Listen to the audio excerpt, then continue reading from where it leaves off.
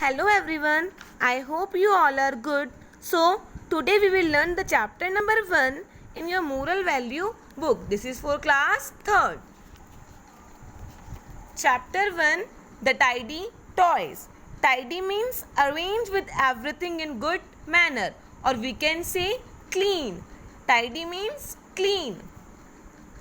We should always respect our belongings. हमें हमेशा अपनी चीज़ों की क्या करनी चाहिए, रिस्पेक्ट करनी चाहिए. We should put our all things at their proper places before going to bed. आपको अपनी चीज़ें प्रॉपर प्लेस पर रखनी चाहिए सोने से पहले. जब हम लोग खेलते हैं तो टॉयज़ का यूज़ करते हैं ना, पढ़ते हैं तो बुक्स का यूज़ करते हैं. तो आपको जब उन चीज़ों का यूज़ हो जाए तो उसको अपने प्रॉपर प्लेस पर रखना चाहिए, तभी तो आपका रूम टाइडी लगेगा एकदम. This story is about the tidy toys. Treat things with respect. हमें चीज़ों को कैसे ट्रीट करना चाहिए, रिस्पेक्ट के साथ. So start the story. Once upon a time there was a little boy who had a big new bedroom. एक बार की बात है, एक लिटिल बॉय था जिसका क्या था, एक बिग न्यू बेडरूम, बहुत बड़ा नया बेडरूम. बेडरूम क्या होता है, जिसमें हम सोते हैं. The room was full of toys. वो रूम किससे फुल था, toys, story books, pen, pencil, and all of it was perfectly tidy. और वो सब कैसे थे, एकदम टाइडी. इट मीन्स वो अपने प्रॉपर प्लेस पर अच्छे से रखे थे, अरेंज थे.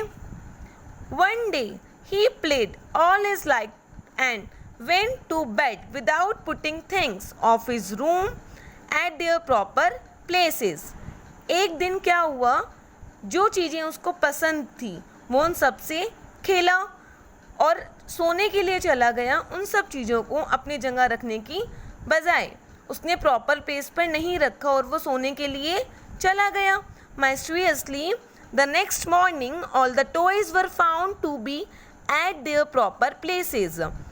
स्ट्रेंज की बात ये थी, नेक्स्ट मॉर्निंग जब वो उठा उसने देखा सारे टॉयज़ अपने प्रॉपर प्लेस पर रखे हैं और उसको याद था कि उसने कोई भी टॉय अपना प्रॉपर प्लेस पर नहीं रखा था.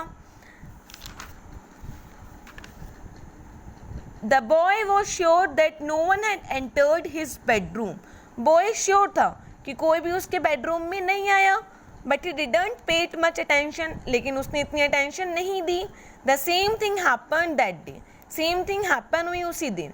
एंड दिस नेक्स्ट, और नेक्स्ट डे भी हैपन्ड हुआ सेम.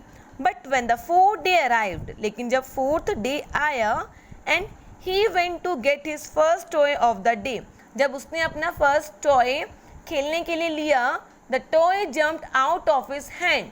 तो टॉय क्या हुआ, उसके हैंड से जम्प्ड हो गया, कूद गया. एंड सेड, बोला, I don't want to play with you. मुझे तुम्हारे साथ नहीं खेलना. The boy was amazed after seeing things. Boy surprise हो गया ये देखकर कि ये क्या हो रहा है. So he touched another toy to play with. उसने दूसरा टॉय लिया खेलने के लिए. But the same thing happened with every toy he touched. बार बार वही चीज़ हैपन्ड हो रही थी. जो भी वो टच करता वो उसके हाथों से कूद कर चला जाता. Finally an old teddy bear said to him. तभी एक ओल्ड, पुराना टेडी बियर था, वो उससे बोला, why are you surprised that we don't want to play with you. तुम इतने सरप्राइज क्यों हो रहे हो अगर हम आपके साथ नहीं खेल रहे हैं तो. You always leave a sofa from our proper places. You always leave a sofa. तो हमें हमेशा क्या करते हो, हमारे प्रॉपर प्लेस से दूर हमें छोड़कर सो जाते हो और चले जाते हो. The place at which we feel most comfortable and happy. वो जगह जो हमें बहुत ज़्यादा क्या करती है, कंफर्टेबल और खुश रखती है, तुम वहाँ ना रखकर हमें फ्लोर पर रख देते हो. Do you have any idea how difficult it's for the books to climb on to their shelf. Do you have any idea, तुम्हें कोई आइडिया भी है कि कितना डिफ़िकल्ट होता है बुक्स को क्लाइम करना अपने शेल्फ पर. You have not a clue how comfortable and cold the floor is. तुम्हें कोई क्लू भी है हमें कितना अनकंफर्टेबल होता है फ्लोर पे, क्योंकि वो बहुत ठंडा भी होता है. We want play with you any more until you promise to leave us in our little house before you go off to bed. हम तुम्हारे साथ तब तक नहीं खेलेंगे जब तक तुम हमें प्रॉमिस नहीं करोगे कि तुम अपने सामान को अपने प्रॉपर प्लेस पर रखोगे सोने से पहले.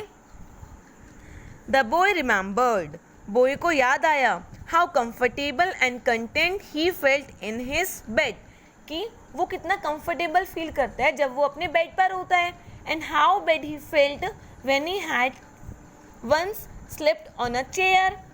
और कितना बुरा लगता है जब वो चेयर पे सोता है. उसको याद आ गई ये बात कि जब आप अगर चेयर पे सोते हो तो आपको कंफर्टेबल फील नहीं होता ना, जब आप अपने बेड पर सोते हो आपको तब कंफर्टेबल फील होता है. ऐसे टॉयज़ का था कि उनको भी कंफर्टेबल फील नहीं होता था जब वो अपने प्रॉपर प्लेस पर नहीं होती थी. तो ये चीज़ लिटिल बॉय को याद आ गई. ही रियलाइज, उसको रियलाइज़ हुआ, how badly he had treated his friends, वो कितना बुरा ट्रीट करता था अपने फ्रेंड्स के साथ. फ्रेंड्स कौन है यहाँ पर? Toys, books.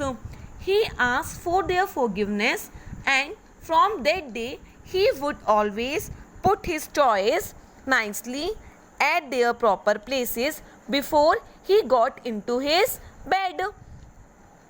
अब उसने किसके लिए बोला? माफ़ी मांगने के लिए कि मैं आज से कभी भी ऐसा नहीं करूँगा. अब मैं हमेशा अपने सामान को, अपनी चीज़ों को अच्छे से प्रॉपर प्लेस पर अरेंज करके रखूँगा सोने से पहले.